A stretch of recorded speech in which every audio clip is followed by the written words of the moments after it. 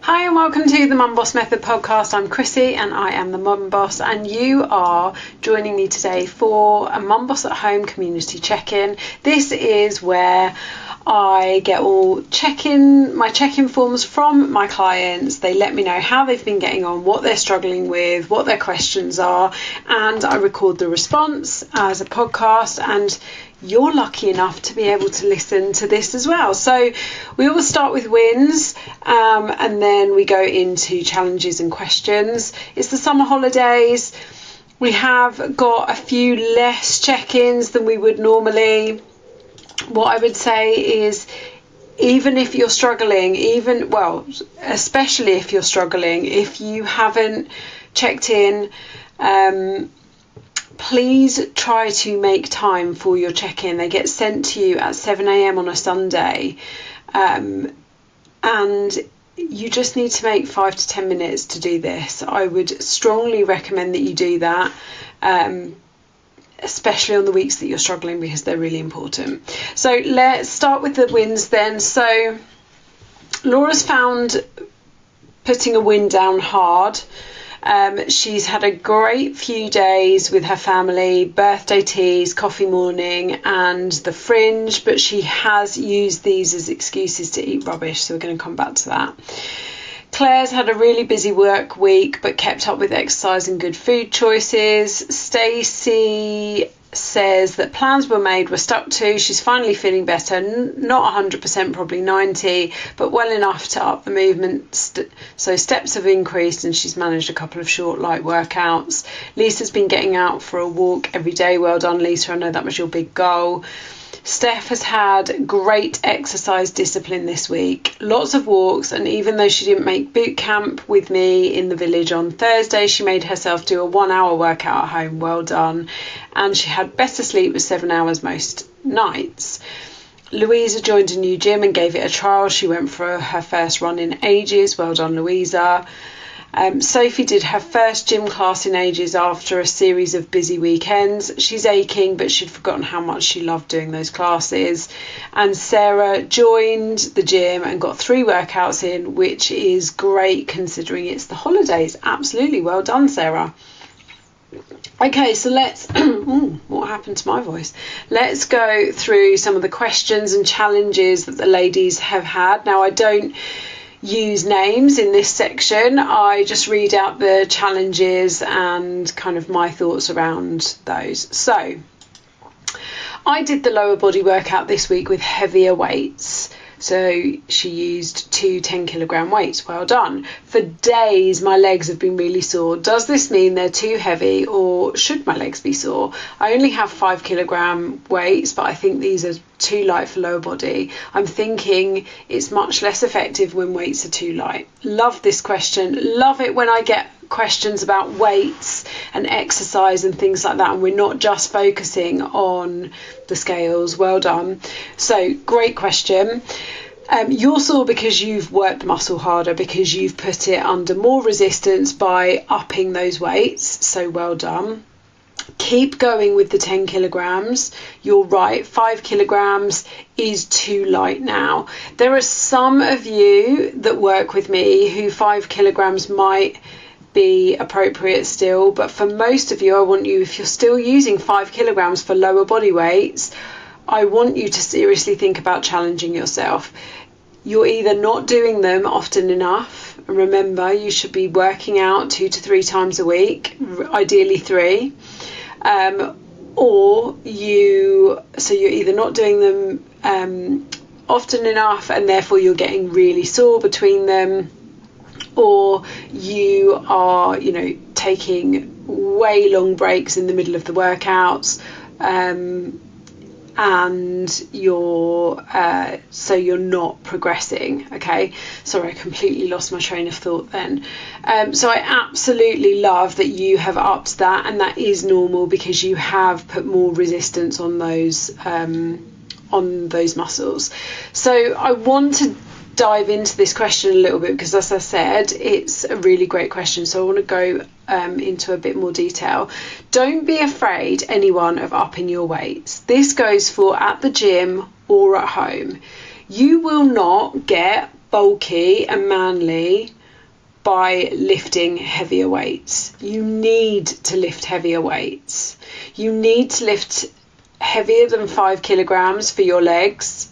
That's fine for your upper body because they're smaller muscles, but you still need to be challenging yourself. So when you're starting to find those 5 kilograms getting more easier, then you need to think about how you can increase that weight, get some new weights that is challenging you.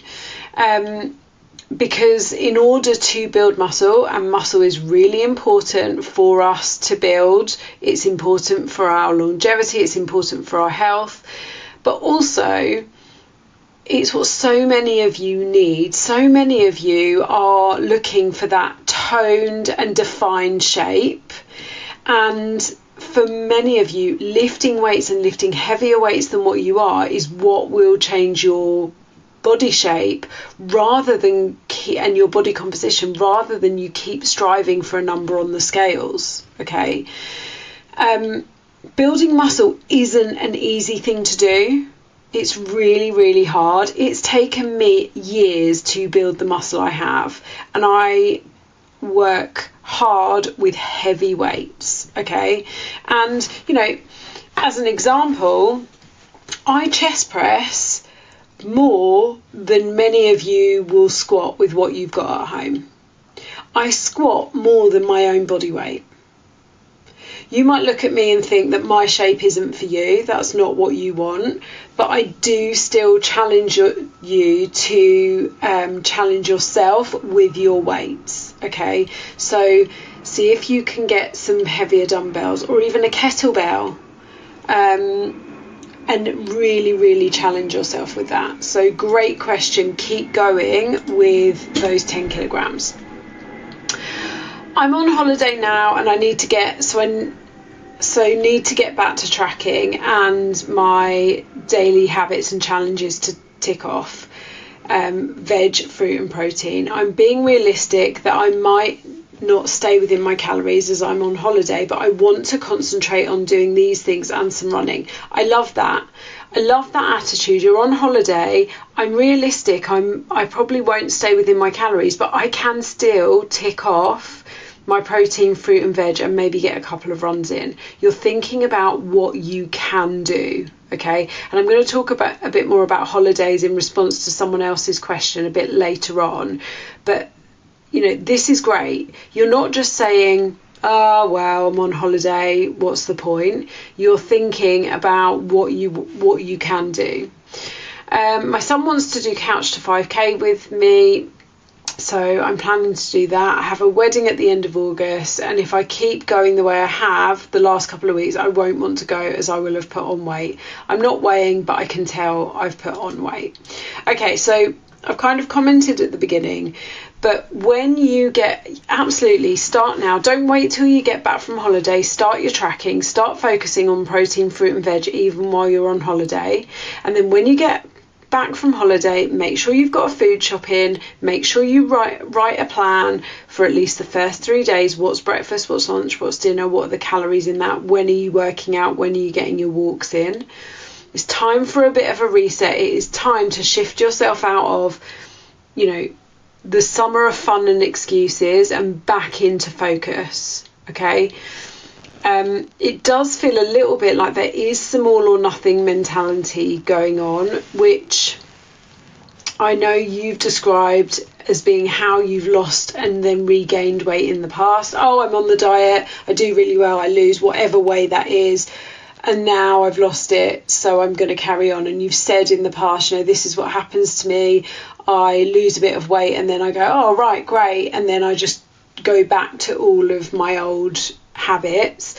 That's why we work on habits. Okay, we want to ingrain them as habits, not just something we do to lose weight.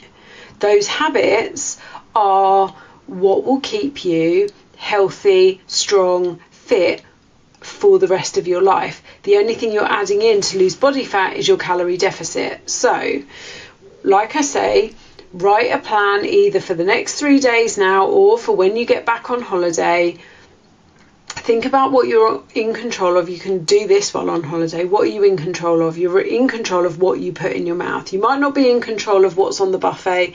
You might not be in control of what's on the menu. You are in control of what you choose to have on your plate and what you choose to put in your mouth. What can you do? What are you willing to commit to for the next 3 days? Can you get some steps in? Have you taken anything on holiday with you to do a quick run? If you are tracking, track everything, even the off-plan stuff, so that you know realistically what you're putting into your body.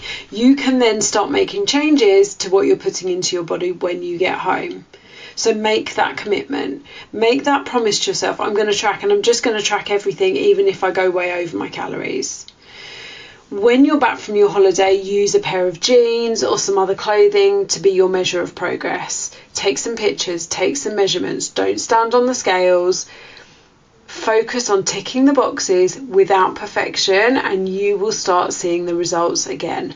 But let's step away from this all or nothing mentality, because it's not worked before and it's not working as you're adopting it going through this part of your journey now. Okay, next one. I've really struggled with sleep this week, the heat and overthinking. I've slipped into old habits of scrolling on my phone when I'm in bed and I can't get to sleep.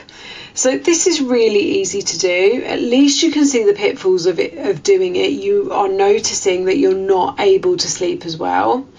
Can you set downtime on your phone? So I know on my iPhone I can set downtime so that after a certain time I can't get into any of my social media apps. You've also put later on in your check-in form that you want book recommendations from the group, so that you've got a great book to read. So pop that into the group, ask for some book recommendations. Do it on my behalf as well, because I love a book recommendation. If any of you are having trouble sleeping, then a nighttime routine is super important, especially if stress is a factor in your life. So try to do something that relaxes you rather than wakes you up. So this person in particular, I know they normally find listening to nighttime meditation helpful. Are you doing that? So do relaxing things rather than something that wakes you up or gets you thinking too much, like scrolling your phone or watching anything too intense or stressful on TV. Nighttime routine is so key for a good night's sleep. I definitely did some emotional eating last week with work and school holiday stresses, and I haven't been tracking. Okay, so if you want to track, I fully recommend you pre-track where you can. If you're meal planning and doing any kind of prep, which you should be if you want to be successful. You don't have to become the chicken, rice and broccoli Tupperware queen, but just planning your meals out and knowing what you're having when is part of setting yourself up for success. So if you're pre-planning, you can pre-track, and it will make your life so much easier and take all of the guesswork out of your meals. Also, for the next week, can you make it, or the rest of the week, can you make it super easy by making breakfast the same and lunch the same or similar every day, just to make it super simple. Now, as I always say, you do not have to track to lose body fat, but for some of you, I know it keeps you accountable. So if you're not doing it, put that back in and get pre-tracking on everything that you can. One of my one-to-one clients, Claire, I did her check-in this morning, and she has pre-tracked as much of this week as possible, and she's left gaps for where she doesn't know where she's going to be eating, because she's either out or she's going somewhere, or they haven't decided yet, because she's away this week. So pre-track, pre-plan. The excuses I've made, just telling myself it will make me feel better. So this is in relation to the emotional eating, when in actual fact it didn't really. So that's what I'm going to remind myself of, and maybe go for a quick walk instead. How often do we do this? We tell ourselves that we need this bit of chocolate to make us feel better, when in fact it doesn't change a stressful situation, and the feeling better lasts all of about 5 minutes and then you just want more. So instead of using your food and drink for comfort, ask yourself what you really need. If the kids are stressing you out, maybe you need 5 minutes of quiet, even if that means you walk down to the end of the garden or you sit in the bathroom with the door shut. If it's work, can you step away? Can you delegate it to someone else? Can you move on to a different task just while you just take a break from that one that's stressing you out? Because it's doing these things, recognising what really will make us feel better, that helps us to manage the emotions long term. Chocolate or crisps or biscuits do not help us to manage the emotions in the moment. They just give us that short amount of, dopamine that makes us feel better for a few minutes, and then it wears off and we just want more. So thinking about building long-term strategies to help you to manage the stress. Okay. I've not been perfect at all nutrition-wise this weekend. We had a busy Saturday, including at the farm, and I just didn't plan my food properly. Then yesterday we had a takeaway, but I did try to be mindful of how much I was putting in my mouth, and over the week I will have managed to stay in my calorie deficit, which I've been struggling with recently. So firstly, well done for staying in your calorie deficit overall, and that's really, really important to acknowledge here, because I want you to think about your calorie deficit as an allowance across the week. Okay, that allowance, you could be on 1,800 calories a day, but you can average that out across the week, so that if one day you go up to 2,000 calories, it doesn't mean you then have to really cut back and that you've ruined your calorie deficit. You haven't, as long as you maintain a deficit across the week as an average.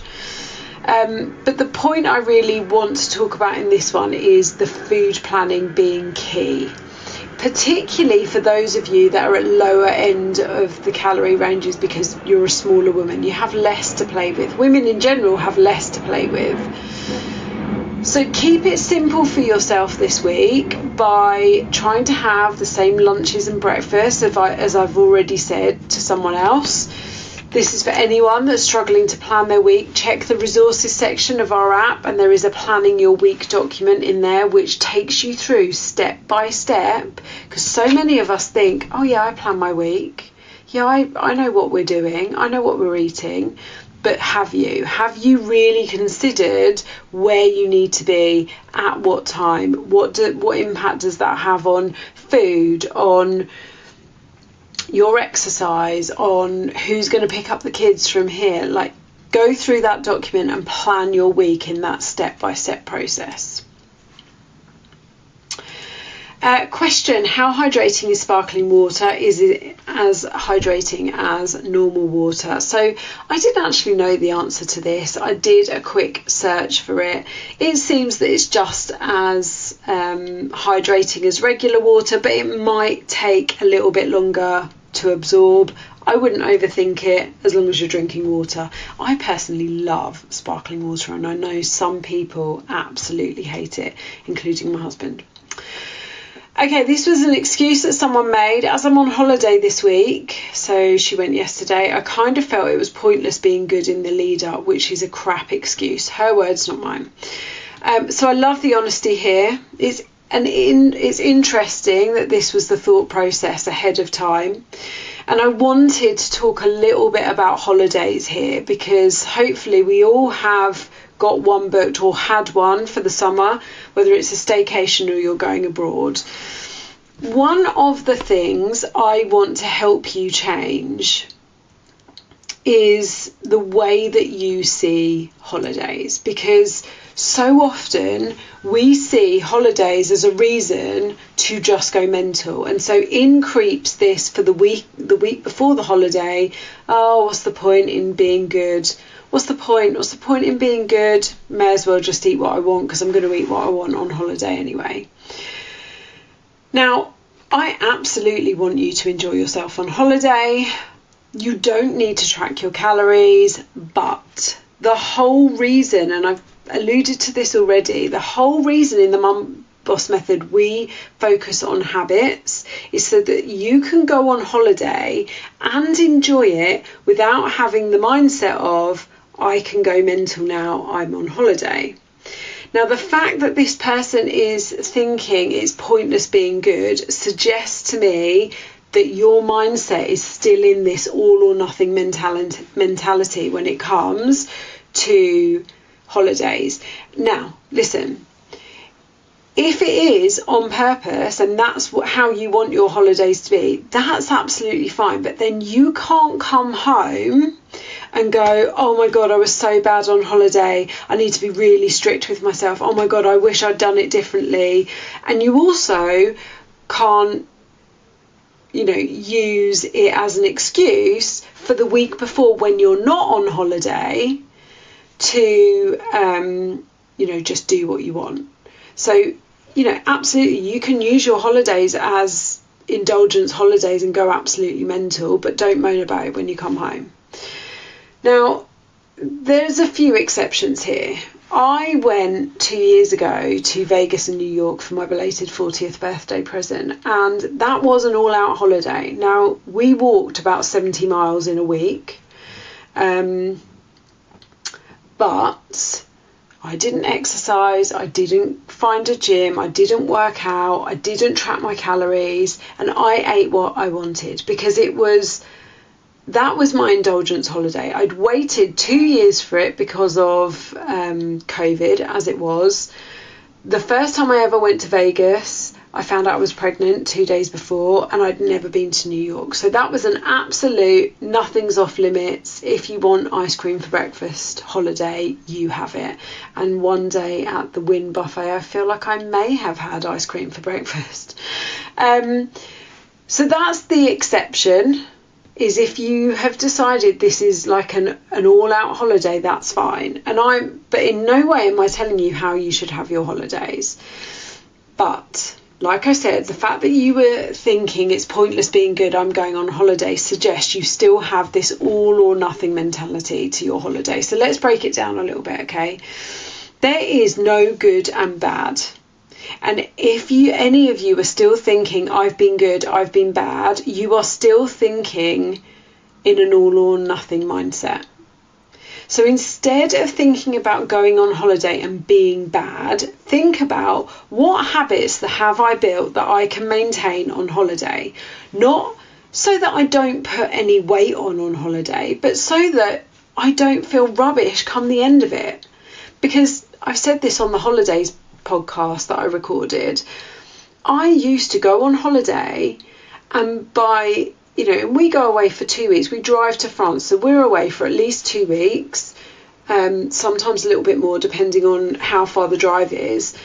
I would, by day 7, feel so uncomfortable in my bikini, so uncomfortable sitting on a sun lounger, because I would feel so bloated and disgusting. I used to sit there with a towel in front of my stomach.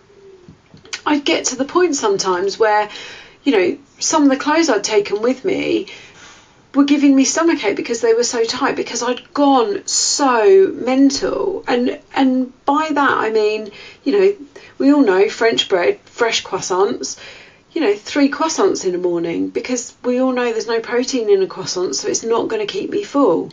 3 croissants, some fruit, some cheese and some bread for my breakfast. Oh, and then what was lunch? Some cheese and some bread for my lunch. And then dinner, a full 3-course meal at a restaurant, or loads and loads of barbecue if we ate in the house, and near on a bottle of wine, probably, if not more.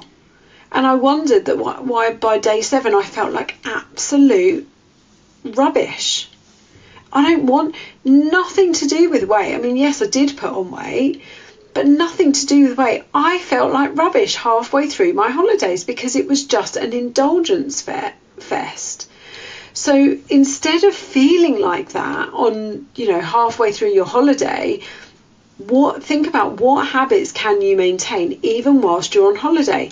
Some really easy ones for you: protein with your meals, fruit and veg daily, water daily, and getting some steps in.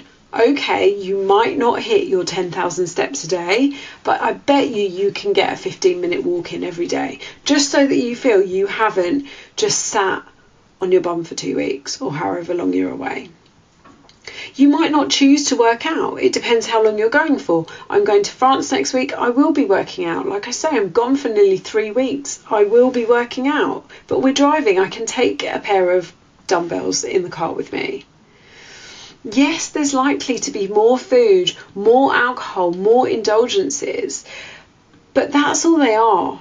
Rather than thinking I'm on holiday so I'm going to be bad, or I shouldn't eat this ice cream because it's bad, I shouldn't drink this wine because it's bad, just see them as a little bit of extra indulgences. Do you need to have an ice cream after lunch and an ice cream after dinner? No, you don't. You probably only need one ice cream a day. But you can indulge a bit extra in your holiday. But I promise you, if you can start changing this mindset from being I'm bad on holiday, I must be good before and after my holiday, to, what habits am I going to maintain? And also starting to see your holiday for what it is. Yes, believe me, I go to France and we really enjoy the food most of the time there. It's a great place for food. It's a great place for cheese. It's a great place for wine. It's a great place for pastry and bread. Does that mean I have to turn myself into a baguette for the week? No. Even if you do still decide to go all out whilst you're there, that doesn't make you bad. That means you've just decided to indulge. But